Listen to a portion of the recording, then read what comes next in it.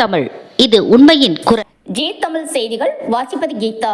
நெமிலி நகரத்தில் உலக பட்டினி தினத்தை முன்னிட்டு அன்னதானம். 2026 நடைபெற்று முடிந்த சட்டமன்ற தேர்தலில் தமிழக வெற்றிக் கழகம் தனிப்பெரும் கட்சியாக வெற்றி பெற்று ஆட்சி அமைத்தது.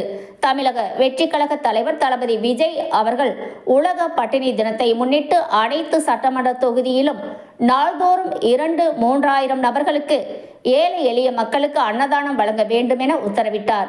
இந்த உத்தரவின்படி கூட்டுறவுத்துறை அமைச்சரும் அரக்கோணம் சட்டப்பேரவை உறுப்பினருமான காந்திராஜ், சோளிங்கர் எம்எல்ஏ டாக்டர் கபில் அறிவுறுத்தல்படி ராணிப்பேட்டை மாவட்டம் நெமிலி நகரத்தில் நகர செயலாளர் சைமன், இணை செயலாளர் தமிழரசன் தலைமையில் நெமிலி நகர செயற்குழு உறுப்பினர்கள், இளைஞரணி நிர்வாகிகள், மாணவரணி நிர்வாகிகள், மகளிரணி நிர்வாகிகள் மற்றும் கிளைக்கழக செயலாளர் ஆகியோர் கலந்து கொண்டு நெமிலி பேருந்து நிலையத்தில் 500 நபர்களுக்கு அன்னதானம் வழங்கினார்கள்.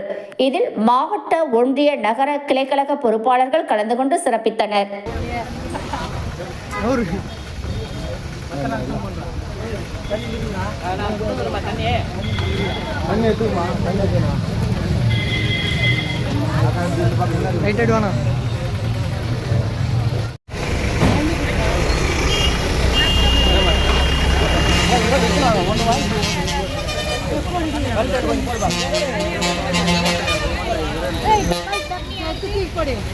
Hey,